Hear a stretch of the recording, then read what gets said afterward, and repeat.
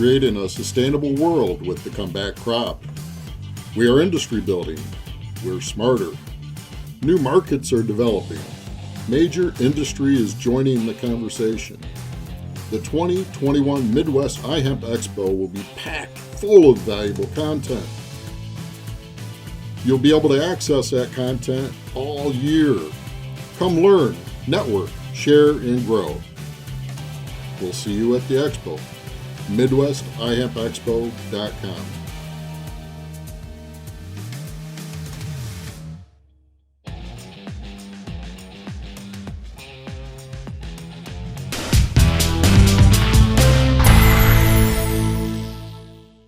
Welcome to the iHemp Hour. My name is Dave Craybill. I'm with iHemp Michigan.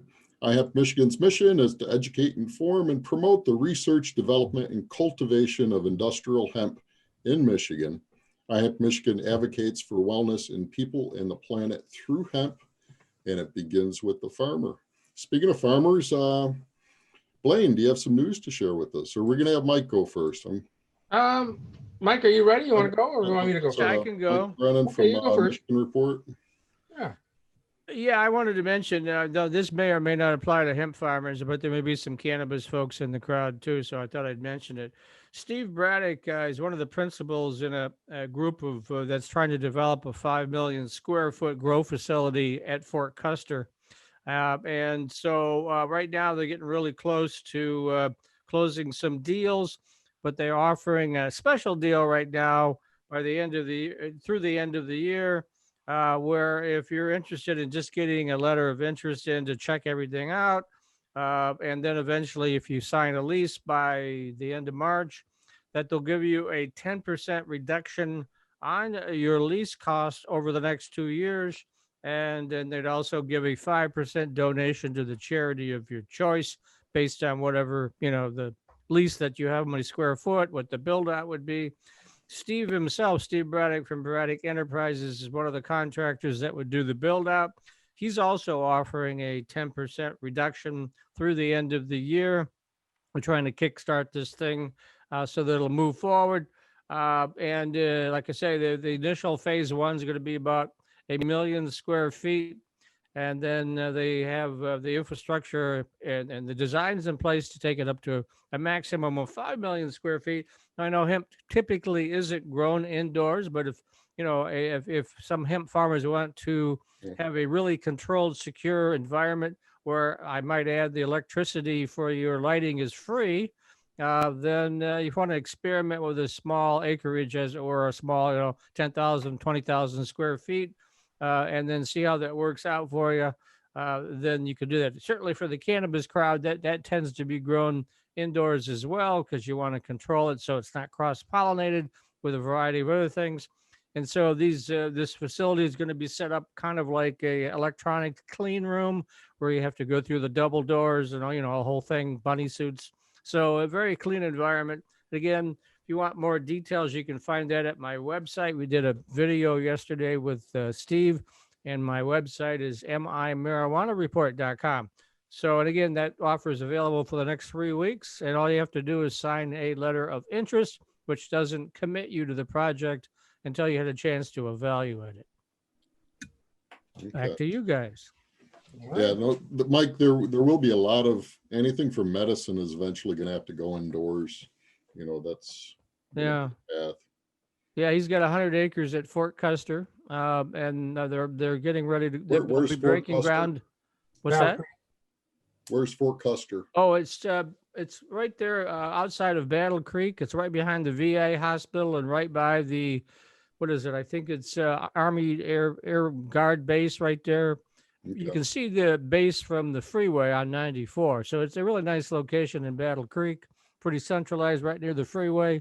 And again, it'll be, think of it again as a very controlled environment, free security, free electricity, because they're going to build their own power plant, and then totally clean, as I say, just like in my other life, when I was a newspaper reporter, I used to tour electronic, rooms where they're building microprocessors and things. And it's sort of the same environment, your bunny suits, controlled so that no external air comes in that isn't filtered. It's very, very clean. leasing shared space in it?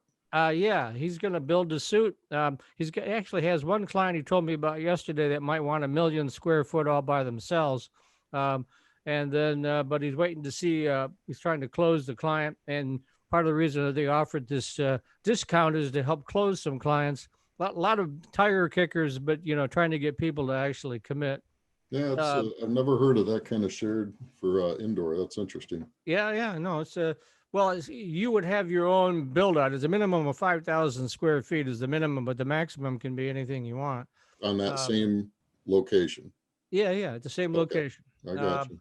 And so for anybody that wants to have that, very control, again, hemp, cannabis, whatever, if you're worried about cross pollination issues and you're not looking to do, 10 acres or something like that, if you're just doing a small controlled sort of plot, as it were, then Steve is offering that right now. And again, he's just asking people to sign a letter of interest. He'll send you the brochure. You check everything out. And if you sign a lease by March 31st, you get all these discounts. Okay, cool. All right. What do you have going on, Blaine? Well, the big talk, of course, has been this last week with everybody about the bill that's been introduced in the House to basically legalize cannabis.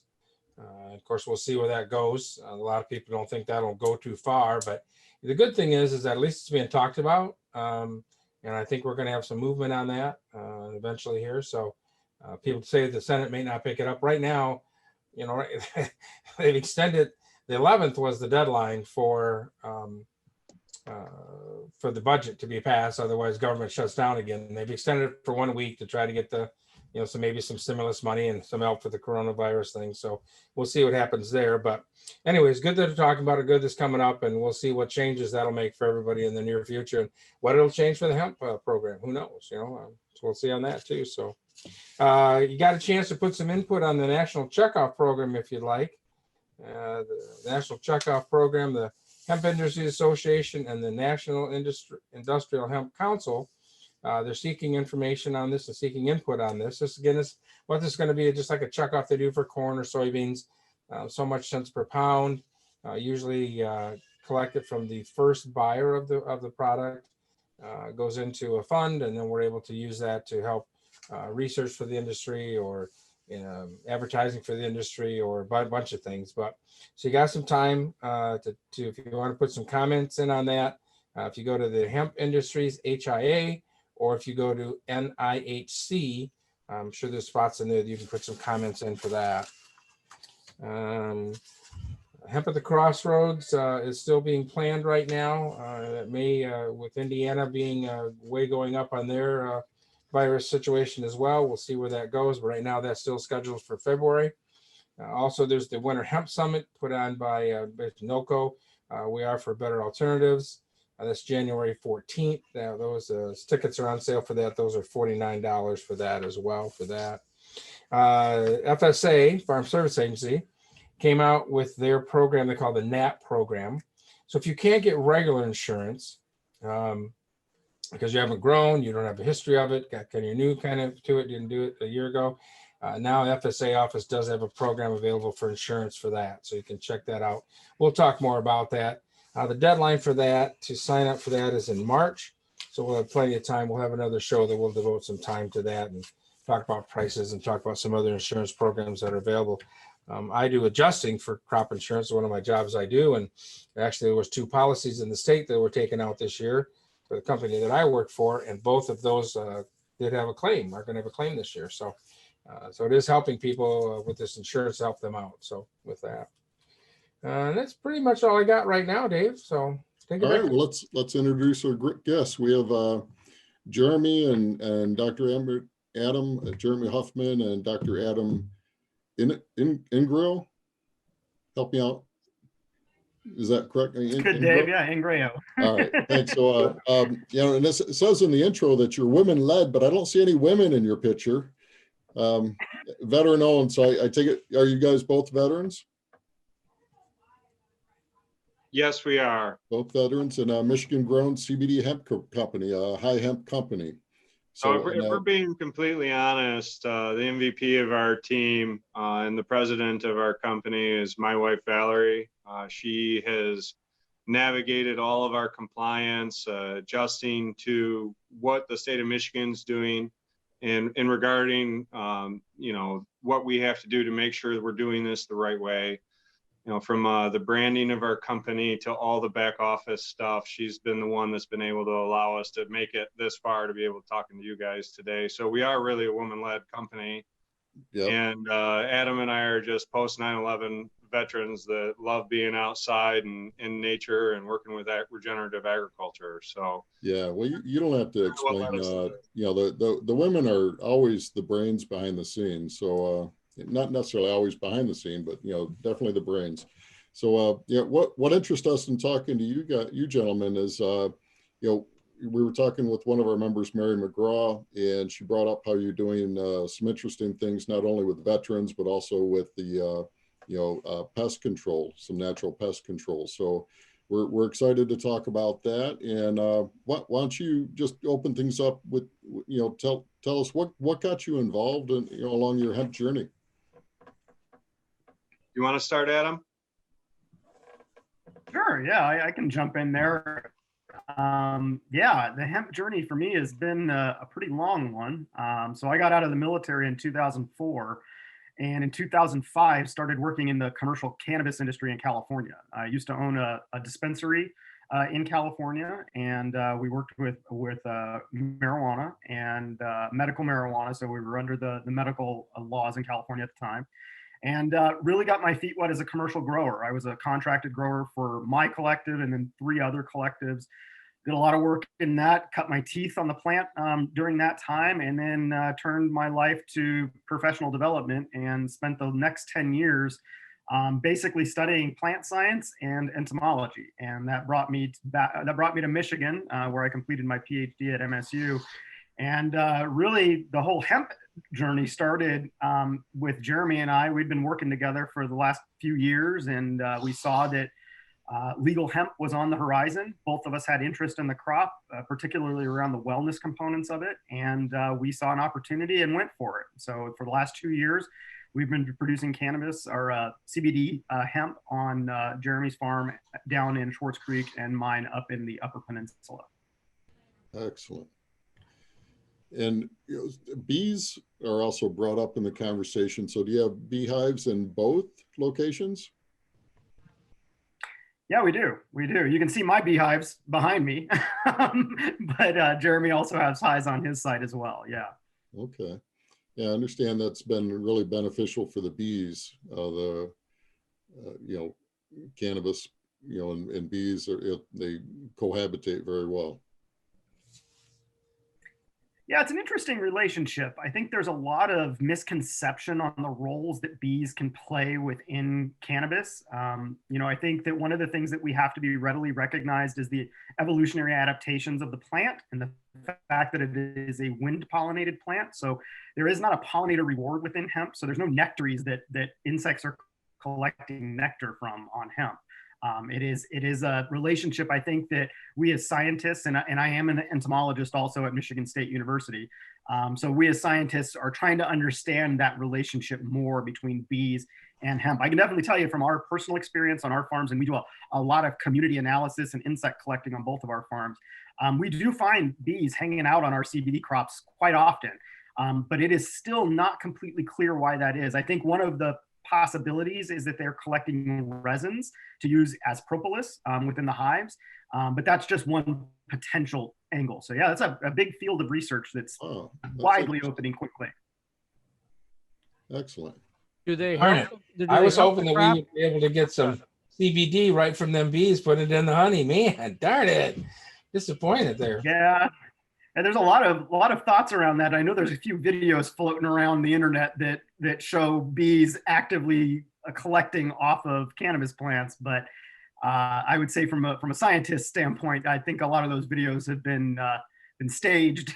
So from the actual, when we think about the biology of the plant and the insect, there are definitely some bottlenecks that we do see readily available. But I think that the propolis angle, I think, is the most logical angle from a biological standpoint, that bees are actively collecting propolis or collecting resins from cannabis plants and using this in propolis that they use in the hives. Do they help the plant in any way by doing this, or is it just for them only? We don't know. I think that's the big thing, is that we've had prohibition for so long that there's this huge knowledge gap that we have around this. And so we just don't know. There could be benefit. I mean, it would make sense if there was some benefit, but it's not been identified yet. Well, we'll take forward and listen on that then. That'll be interesting to see how it goes, especially, maybe it's helping them with the colony collapse and everything else that we've been having going on. Maybe this will help get them some, I don't know, defense, some kind of way to build up their immune system. Who knows, Yeah. Yeah, Blaine, that's a good thought. I think that propolis, when we think about that as a compound that bees produce within the hive, it does work as an antibiotic. It has been shown in research that the more propolis a colony has, the better it is able to defend itself against biological organisms that are coming in and harming the colony. So I think that could be a logical component, is that perhaps cannabis is providing some secondary metabolites that are not present in other propolis sources. And propolis tends to be kind of tree saps is the big source of propolis. So there may be some chemical constituents within that profile of resins coming from cannabis that could be contributing to the health of bees. Again, it's so new that we don't know yet. Yeah, that's what's exciting about this whole industry is, it's a constant learning journey. So what type of products are you guys making and selling, and what makes your offer a little different? It's a really good question, Dave, and it kind of goes back to one of the reasons why both Adam and myself got into agriculture. And if I'm being totally honest, Adam is my mentor in ag. We met at a Farmer Veteran Coalition event back in 2016, and he was hosting the event. And I walked up to him afterwards. I was like, man, I literally just bought a 10-acre farm. I don't know what I'm doing. Grandpa Huffman was a farmer, but I'm a generation removed, and I want to do everything small scale and regenerative and organic. I was like, this is where my daughters are going to be getting and eating their vegetables from. And so it was, he started hooking me up with the best people in the state. I have some fantastic advisors that have kind of just been leading me down this path. And from a regenerative standpoint, we start our season very early, in the basement in February. With our seeds, and then we move out in March into our greenhouse, and then we transplant from 7-gallon felt pots into our soil in the hoop house, in our 30 by 100 foot hoop house out in the fields. And so it's been really interesting because I've got clay soil, and it's been learning all about soil biology and how to create living soil, and using amendments, drip irrigation for water conservation. And then we use Neptune's Harvest and compost is our nutrient regimen. They have an organic Neptune's Harvest that is for any hemp farmers out there that are looking for a good organic fertilizer that goes through drip lines. Neptune's Harvest organic one, you buy it in 55 gallons. It's actually kind of reasonable, and I love it. I swear by it. And so it's compost and that through our drip irrigation. And we just kind of apply the practices. And my background in medical marijuana is not as extensive as Adam's is. But one of the reasons that I came back to Michigan and moved back in 2010 was the medical marijuana laws had changed. And a lot of veterans face a lot of different issues. And it's something that it works for me. And now that we're into CBD hemp, and we've started taking those regenerative practices to grow what we think is medical grade hemp, we took all the best practices that we've learned in the past 20 years of doing this to apply it to ours. And so we actually go a little bit more natural than a lot of folks do. We don't send ours off for distillation or anything like that. We go through and we hand grow and hand harvest all of our CBD flower. We dry it and cure it and over a 6-week period. And then we decarboxylate it. And then we infuse straight into the different carrier oils that go into our different products.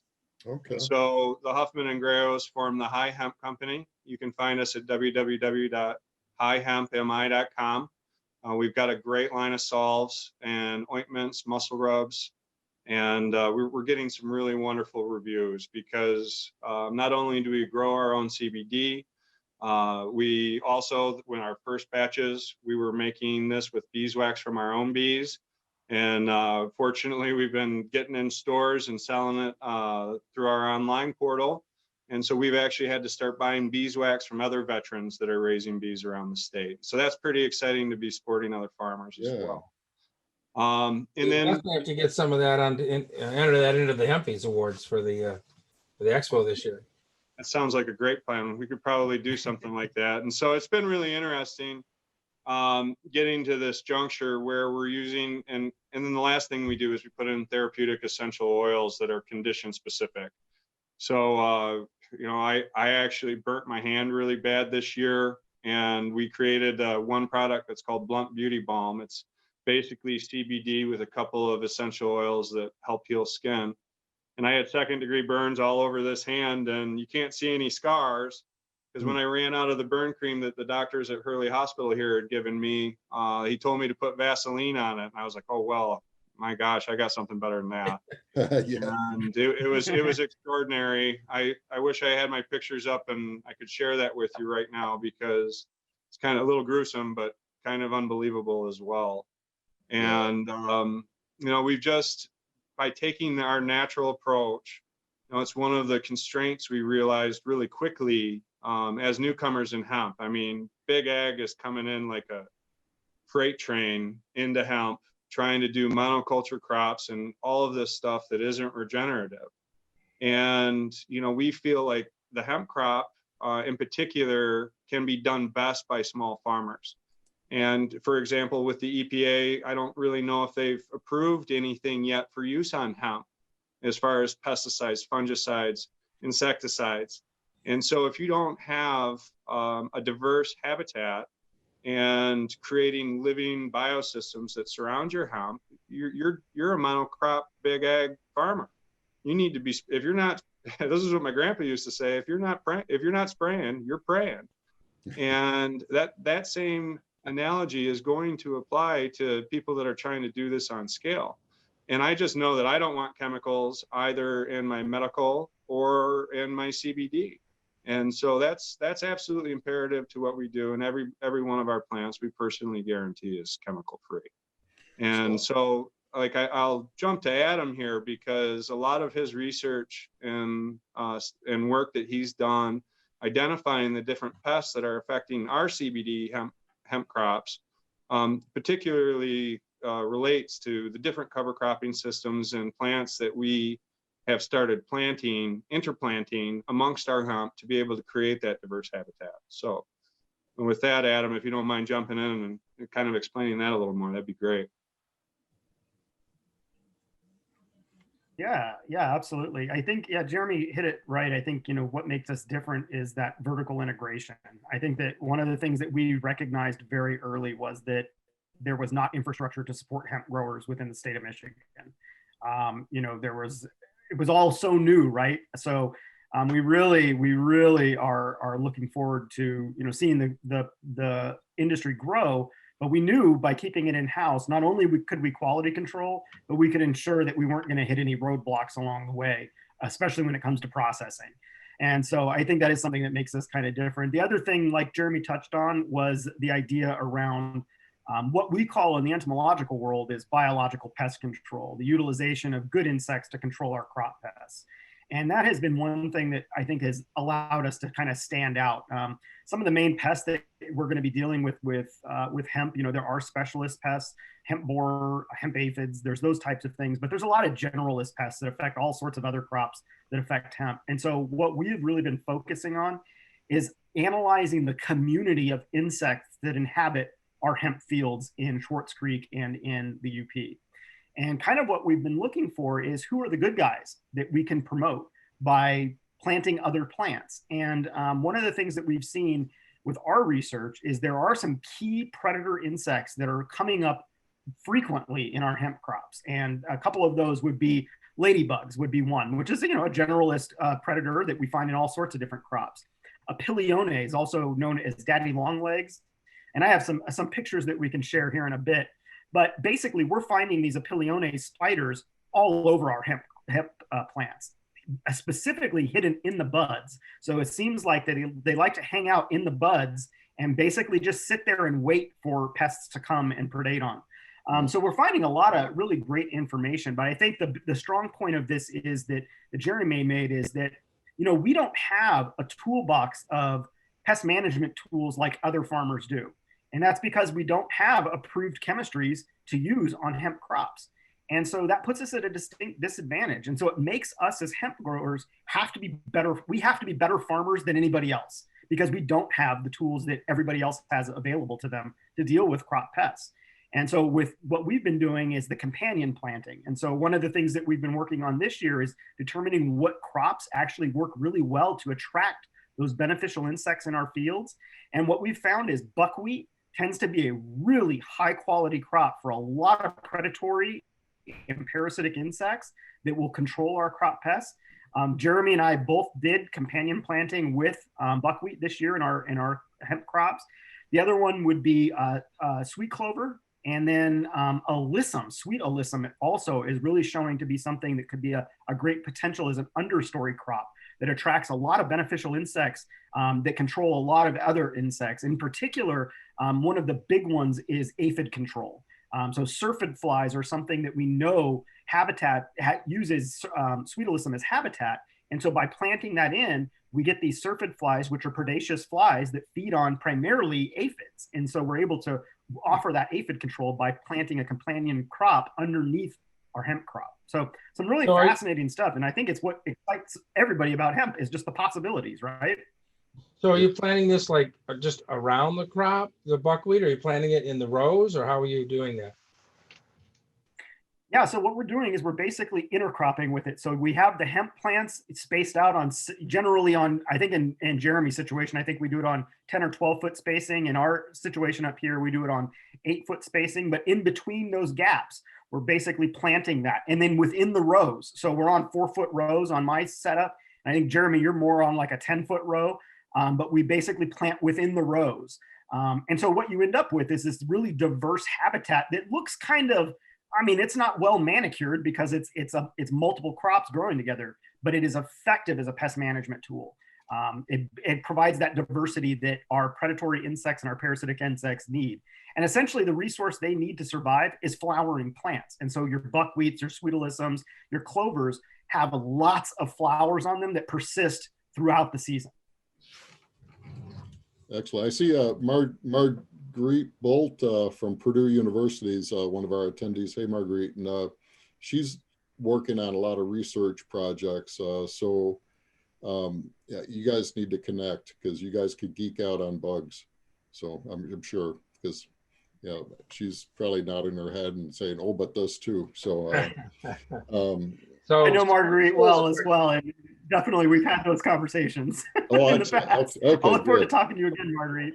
Excellent. All right. Well, Sue has a question up here. She says, Adam or Jeremy, are you using cover crops in your hemp fields? But I think you answered that. Or what you're doing, you're putting this sweet alyssum and these other crops in there. So yeah, that clover is kind of a low ground cover, so I can see that'd be a no-brainer. But how high is the buckwheat get? Jeremy, I think your buckwheat got about chest high. I think mine did as well. So as long as you have hemp plants that are strong, they're not competing together. The clover works really nice because it is a little bit lower growing. The other thing that's really nice about clover is it's a nitrogen fixer. So you're also getting kind of a twofer there. You're getting the pest management and nitrogen fixation as well. Okay, excellent. And yeah, I just totally lost my thought, but okay, well, I'll jump in here. So Adam, not only this, but we also talked a little bit about, you do a lot of stuff with grants, and some other opportunities, and you sent me a really nice list of grants that are available. So I'm just going to run down them, and then maybe you can talk a little bit about this and how people can maybe get a hold of you or apply for these. So there's a NCR SARA grant. There's a Michigan SARE grant. NCR, I guess it's the same thing. Is there two different NCR SARE grants? And then There are, yeah, there's. Okay.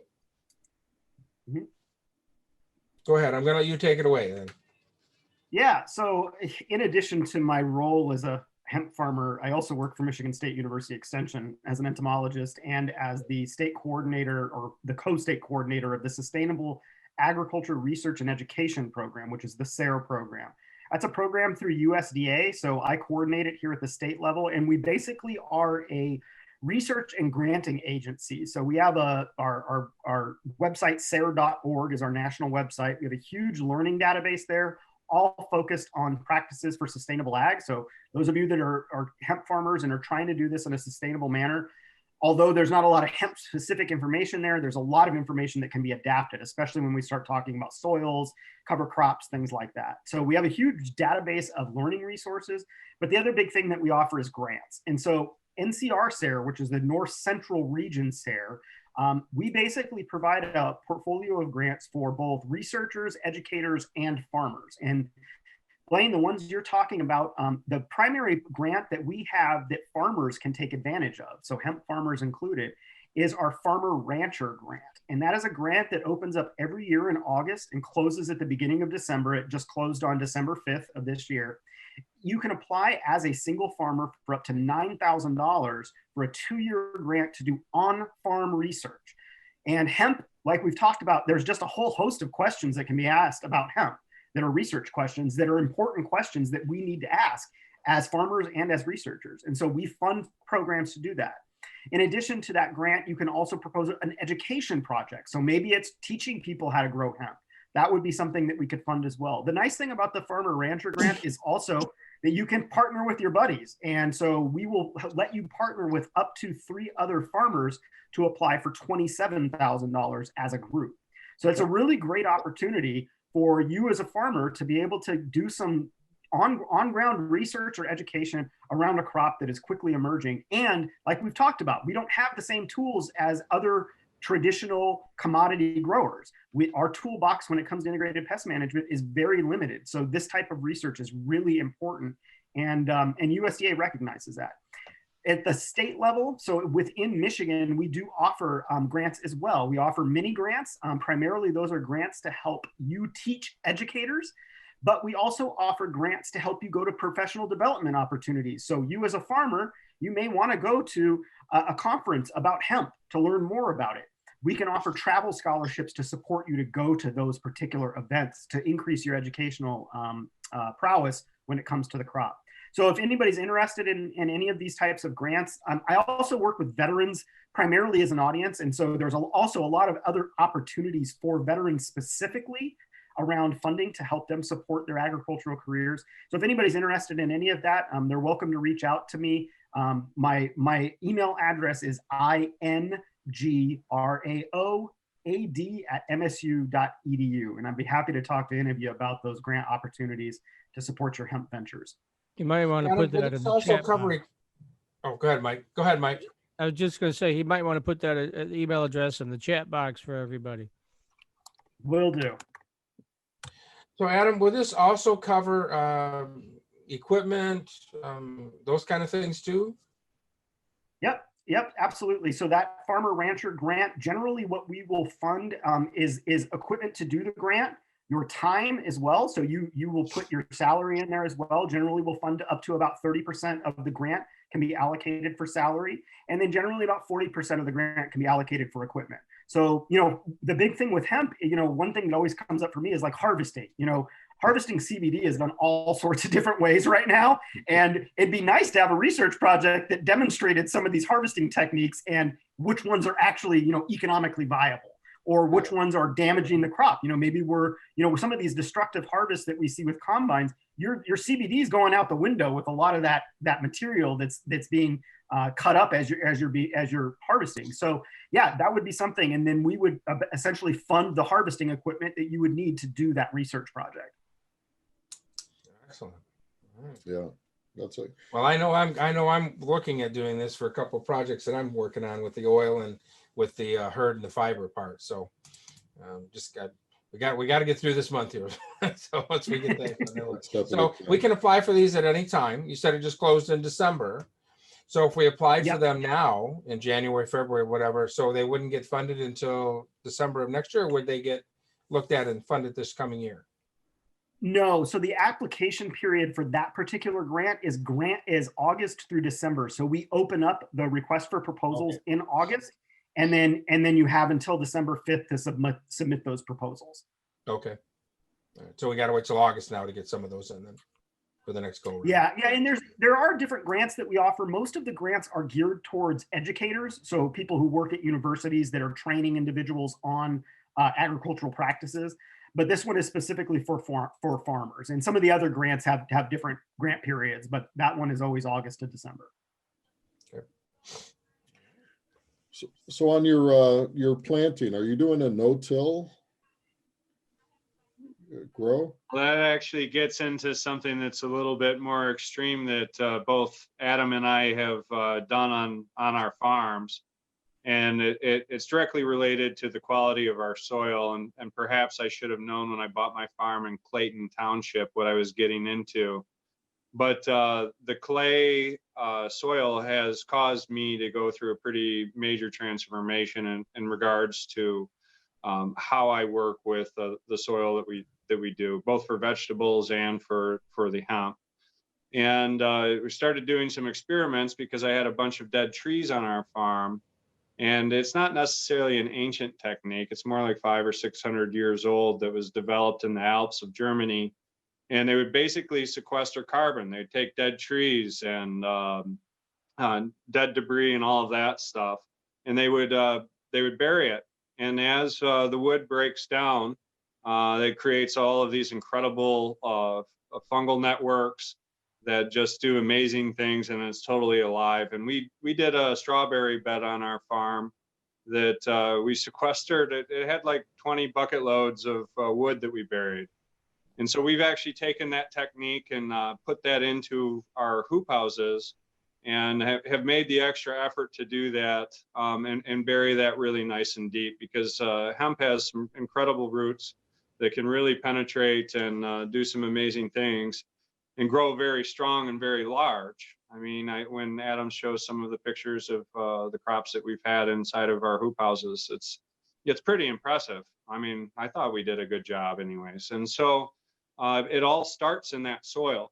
And so as that wood continues to break down, a couple of real positive things are happening in the soil. One is you've got fungal networks that are growing all over the place.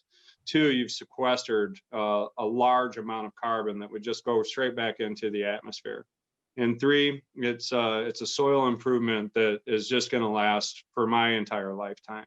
Yeah. And so that's the basis of improving the soil. And then from there, I go around and I broad fork everything, mixing compost, and we do no-till that way. And so by vertically integrating our company and trying to control the entire process from growing the plants to processing and manufacturing everything into our products that I use every single day, you know, it feels really good to know that when we sell somebody some of our stuff, that we can look them in the eye and say, you know, we think that we've done this to the best of our ability.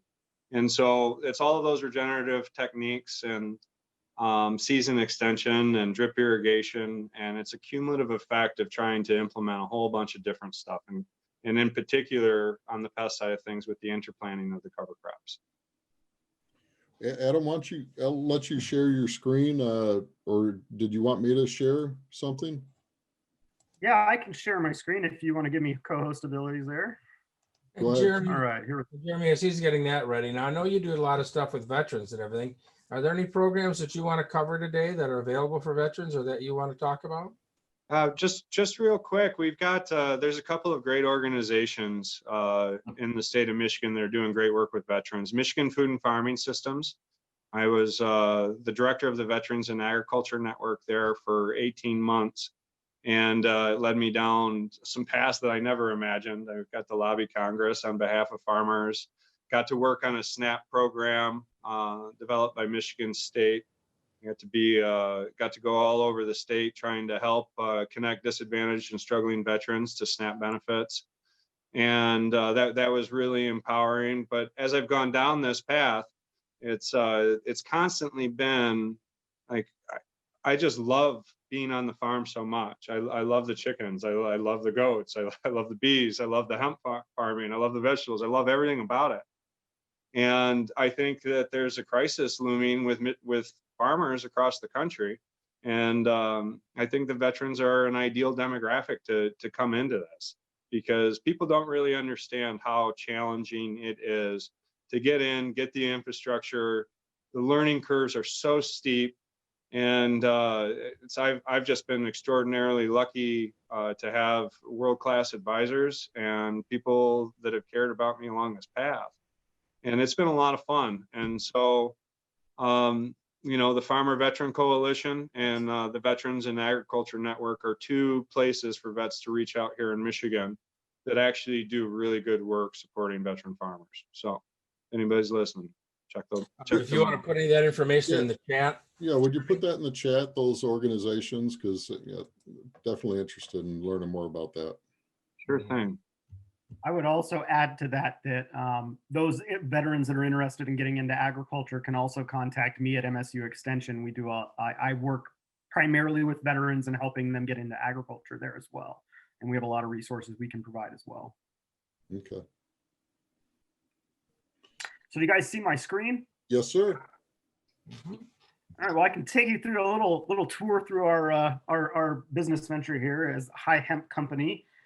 So we are a women-led, veteran-owned, and Michigan-grown company, and this is our team. Valerie, Jeremy, myself, and Lacey here are who makes up HI Hemp Company. And like Jeremy said, Val is definitely the glue that keeps us all together and all moving forward. So she is absolutely the tip of the spear on this project. We have been doing this for the last couple of years, and like we've said, we basically go from seed all the way to final product all in-house. And you can see Val here is potting up some of our plants from our 4-inch pots that came out of the first tunnel that they go into, and putting them into our 7-gallon pots there to grow them out a little bit. You can see Jeremy planting there into one of our hoop houses there. This is what the hoop house looks like, pretty close to the end. So these plants right here are about 12 feet tall and about 12 feet around. So very large plants. Jeremy, correct me if I'm wrong, but I think that we're averaging about 300 pounds per high tunnel that we grow in of dry biomass. Yes, it's been really interesting as we've gone down this, because we had to evolve. Our first year, you may have seen some fabric that we had down to keep weeds out. We learned that was a mistake from our first year to this past year, where we did all of our interplanting. But we planted 40 plants in this high tunnel. It's a 30 by 100 foot high tunnel. And we averaged close to 7 pounds a plant on each of those of dried flower. Wow. That's pretty amazing. And so with that, we took and we had a lot of fun on our trimming party as Adam, Lacey, my wife, and myself, and it seemed like it was utterly endless. Utterly endless. It was a real challenge, but we made it as fun as we could. We had guests come on the farm that were very interested in the process and how everything went. But we really spent the time and the diligence to try to do it the right way. And as you can see, as we're cutting limbs off of larger plants, everything was body sized, and there's some pretty. It was a lot of fun. It was a lot of fun, but it was also full of a lot of challenges. And I think that, as we're sitting here, I actually had to talk with a fellow veteran yesterday, Kevin, you know him, Adam. He's considering growing hemp next year. And we had a real honest conversation about some of the challenges that beginning farmers are facing. And I know that you gentlemen on this, the host of iHemp Hour, know as much as we do about all of this, but the challenges are real. From the adapting way that the government has been dealing with this, to the final plan, to now having to have people come out on our farms and pull samples, to what it feels like as a small farmer to basically be treated like a criminal almost, when you're actually just growing an agricultural crop. We had police out on our farm. We're here to inspect your marijuana farm, our first year growing this. I'm like, wow, that's really interesting. It's not a marijuana farm, it's a hemp farm.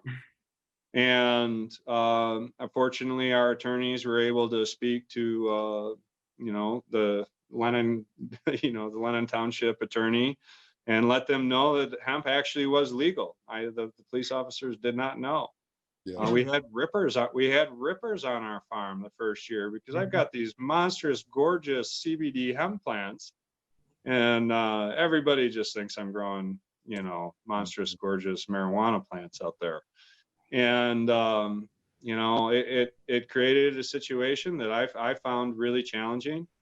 We all have seen how the prices have increased for the licensing. I mean, we're farmers. You don't have to pay to grow corn. You don't have to pay to grow soybeans. I don't have to pay to grow vegetables. And when you look at hemp and you know that it's for stock, it's for seed, it's for oil, 100% is an agricultural crop. So that's me on a little short rant there, but we'll get back to You're preaching to the choir, man. You're preaching to the choir. Well, let me ask you, is one of your challenges, or how challenging has it been to keep your THC levels below 0.3? Yeah. Yeah, Jeremy, you want to jump in on that? Yeah, that's the real challenge. I had to destroy my entire crop this year. Really? Oh, no. I was at 0.4%. Oh. And then the next time around, it came at 0.5. The good news is that we created a product with a lot of shelf life, and we've already done all of our manufacturing. So we're ready to go as a business, and we're still excited about farming next year. But it's a problem. It's the margin for error as a farmer to put a year's worth of work and investment into this. And then I shredded it up and put it on the compost pile, took a bunch of pictures of it with spreading compost all over my dead crop. And I took 2 weeks off. I didn't walk out there for 2 weeks, and it was a real challenge. It's something that every single one of us needs to face. And I'm glad that there's some really good breeders that are starting to get this right. We had kept our plants alive from our first year, the plants that had passed our tests in the first year. We cut clones, kept them alive all winter, and started with the same strain. And I suspect I waited into the beginning of October to take my tests, and I just suspect I waited too long, because my second test was even higher than my first. So What genetic were you growing? It was from a company out in Colorado that we had found that was willing to do small seed sales in the first year. One of the problems that a lot of folks have in the seed industry wants to do is they want the bigger farmers. And I don't want to buy 1,000 seeds at $2 a seed when I can get a feminized seed and cut clones off of it and just stick. I mean, it roots so easily. All I would do is cut them off and stick them in the dirt. And I was doing trays of 72 and running over 90% cloning rate. It's such an incredibly hardy plant. It can be done very straightforward without any chemicals, which is good. We have there's a handful of companies here in Michigan that are working on those genetics. So, and we'd be happy to sell you just a few clones, to get started. Now, one of the things I saw when you guys sent out the invitation to join was you've got a petition going now to raise the THC level to 1%. Yes. We could talk about that if you want. Yeah, if you go to votehemp.org, there's a way to get involved in that and add your voice to that. But there's legislation. Do you know the specific bill or anything about that, Blaine? The specifics, but there's work being done to bring that to 1%. Correct. And there's a number of legislators that are backing and getting behind that to change the USDA, but it'll have to be changed from Congress because that's where it's set with this 3% right now. And I do believe we're going to have some success as we move forward. And I know that Jonathan Miller and the U.S. Hemp Roundtable is working hard to get that increased to 1%. So I say let's just go to 3 and get it over with. But there's just too much risk. They keep increasing the risk, increasing the cost, and the value of it's going down. I mean, how are we gonna? And we're learning, and you guys know firsthand. I've had the same experience with, we're helping people. These products make a difference. I mean, this is good for the planet. It's good for people. I mean, but we Jeremy's have to get that situation DEA out of the USDA. Yeah, and if Jeremy's situation, he went to that 0.5, right? Well, now they look at that differently. Right now, they're calling you a marijuana grower. It's ridiculous. You've done everything you can. You brought the seed. You have you have genetics that are hemp genetics, not marijuana genetics, and you're being treated this way. So and it can be remediated.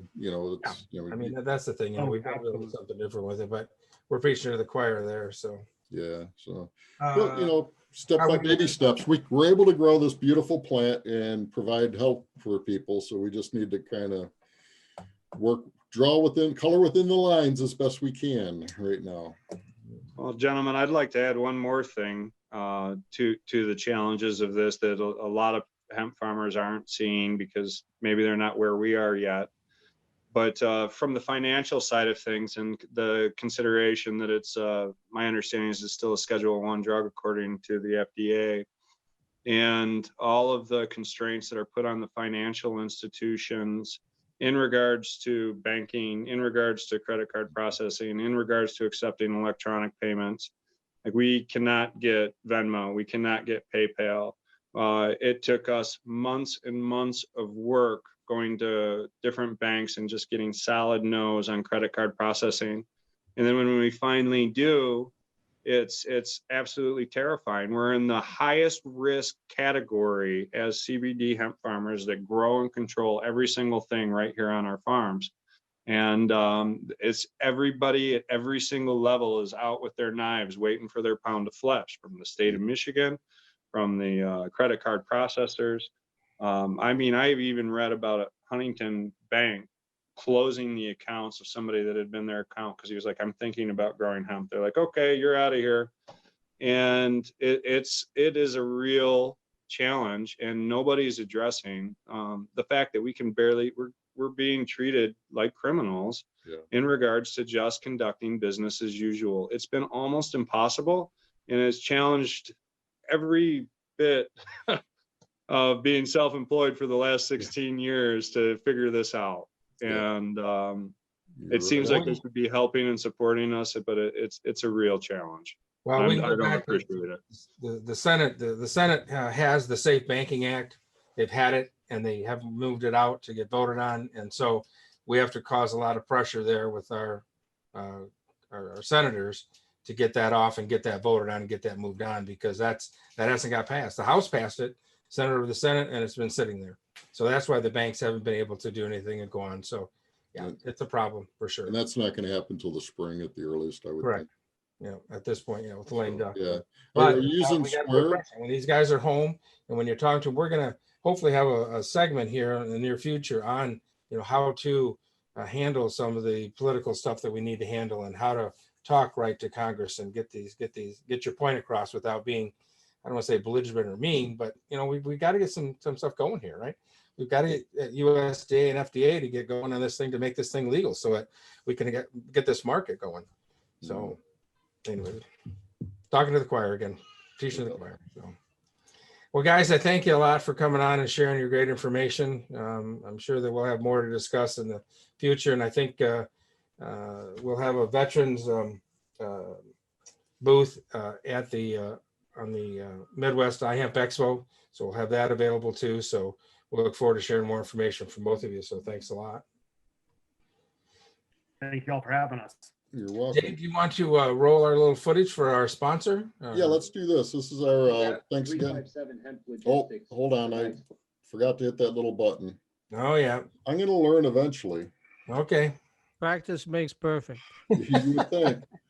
I wish this were a default that it just selected. So, thanks again to Kevin and the team at 357. 357 Hemp Logistics provides fully insured transportation and supply chain management solutions for the hemp industry. From seed to store, hemp is never just another commodity to us.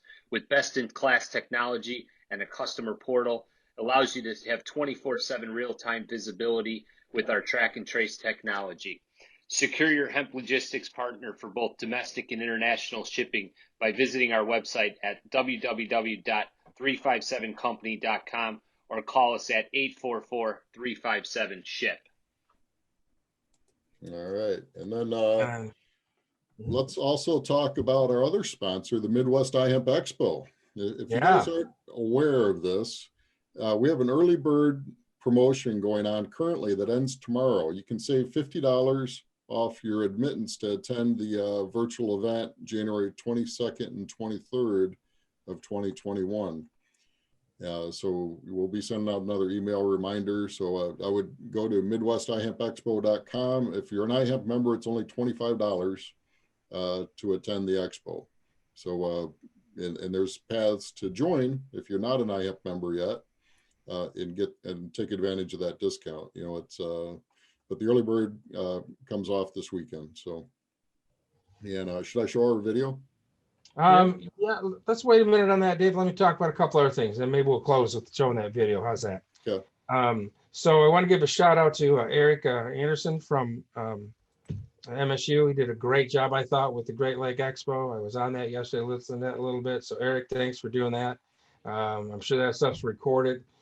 For those of you that are looking more into the specifics of growing and some of that items, take a look at that. It was a very good job you did, Eric, on that. So also want to remind everybody that the December 1st, the new rules went into effect with MDART. So now if you're growing, if you have anything out there in the field, you still got to get tests on. They've got to come out and pull that test. They put out an email the other day about how to request that sample and how to get that sample done. And of course, if you're growing indoors, same situation. You'll have to have that, have them come now and pull that sample for that. So, yeah. So, and then what else we got? Oh, well, let's talk about, Dave, the recipe first. Yes. Then we'll talk about the hempies, because that's going to be a fun thing for everybody to do this year. So even though I'm putting on my hat today, really Dave should be putting on the hat, because we're going to use one of Dave's recipes. And he keeps teasing me with, tells him he's going to send me a sample, but he hasn't. So I keep eating them. I'm sorry. They're too good. Make a bigger batch. Mm-hmm. All right. So Dave, take it away. These are the chocolate nutty. I can't talk today. Chocolate nutty CBD protein balls. So my wife she found this, it's got quinoa in it and peanut butter and some chocolate. And you can see here we use an organic peanut butter, and there's some Godiva chocolate chips or something in the quinoa. And it, makes about 25 of these little balls in about 20 minutes. And I use some CBD. I had some distillate from this crop last year. So I mix a couple grams of that in with the recipe. You just make that to your liking. It's pretty simple. A third a cup of quinoa, rinsed in cold water, 2/3 cup of water, 16 whole dates. And this is an important note. Room temp dates, don't just pull them out of the fridge. It makes a big difference when mixing them up. So you want, nice room temp whole dates, pitted. Half a cup of raw skin on almonds, third a cup of almond butter or peanut butter. We have some friends that have peanut butter allergies, so we make them with almond butter sometimes. Third a cup of chocolate chips, pinch of salt, and a half a cup of hemp hearts approximately, because that last step is to roll them in the hemp hearts. So we have our quinoa getting mixed up, our chocolate, measure out your CBD that you're going to mix into those. what I did is I dropped my CBD in as I was doing the quinoa, so I'd mix thoroughly. You take your dates, all this gets put in the food processor. That's why they need to be at room temp, so they chop up properly and finely. So, bring a quinoa water to a boil, cover, simmer. Half cup of almonds in the food processor, chop those up, add your dates to the food processor, pulse it till they're nice and mixed. And then in a separate pot, warm your almond butter. Oh, I guess that's where I mixed in my CBD with the almond butter to desired potency. So about 25 balls, 1 gram would be about 40 milligrams of CBD per ball, just FYI. And then you add the hot cooked quinoa, salt, almond butter, and chocolate chips all together. Pulse it, till it starts to clump up some, and then scoop it out, and then roll it in the hemp hearts. It's pretty simple. Makes a nice little snack, and I've been taking it to hockey. The guys love it, so they're always requesting. Very low cal too, right? Well, I don't know. I haven't done the math on it, Mike. Do you think it would be or not? I mean, No, it's I was kidding. I think the chocolate would probably boost it up a tad, but hey, it's the holiday. What the but heck? it's chocolate and peanut butter. I mean, that's all healthy stuff, right? Yeah, absolutely. The hemp hearts, all that stuff. All right.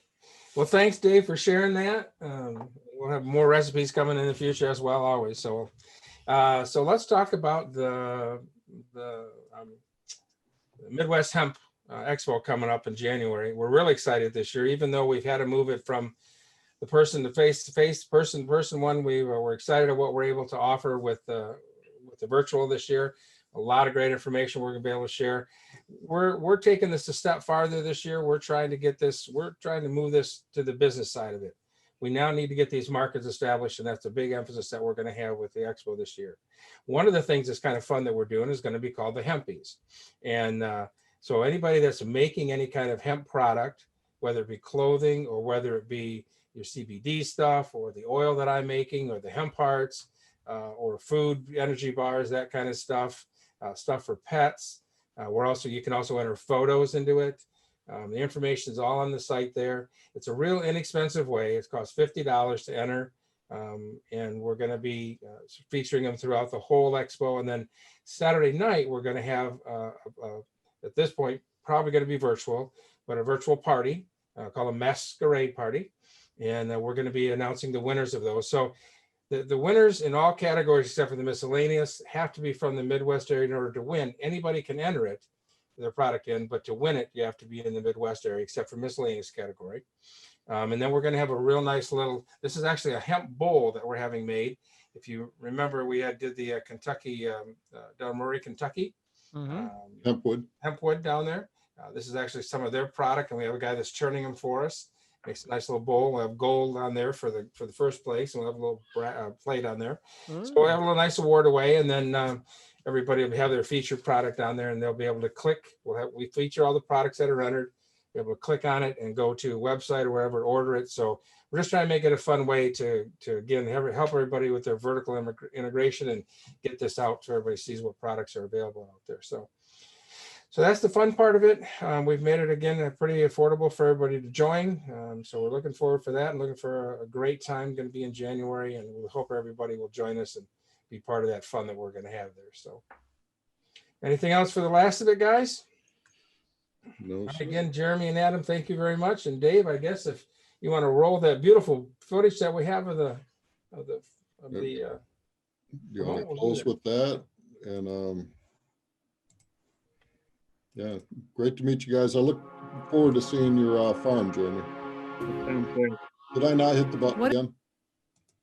No, you got it. No, it was bland. Oh, it was on by default that time. Okay. Yeah, it was running there. You were good. All You're learning, Dave. Were able to be saved single-handedly by one source.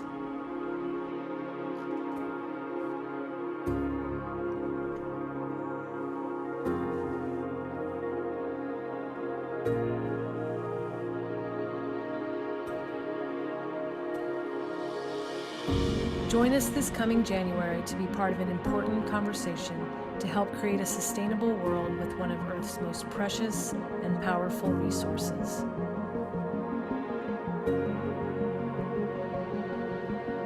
In 2020, we were the only large-scale Midwest Hemp Expo with 55 speakers, over 1,000 attendees, and more than 70 exhibitors. This year, our expo will be virtual, even more far-reaching than before. We hope you will join us and the thousands of attendees to learn more about contributing to a more sustainable world with hemp.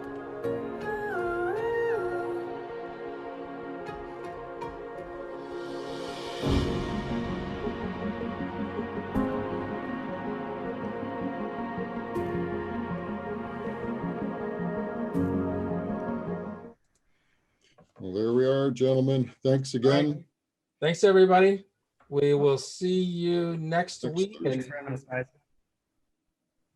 next week, we'll have Verditis Labs will be on. And also, we're going to talk about the Michigan Safe Coalition. So that'll be our program for next week. All right. Everybody. All right, see ya.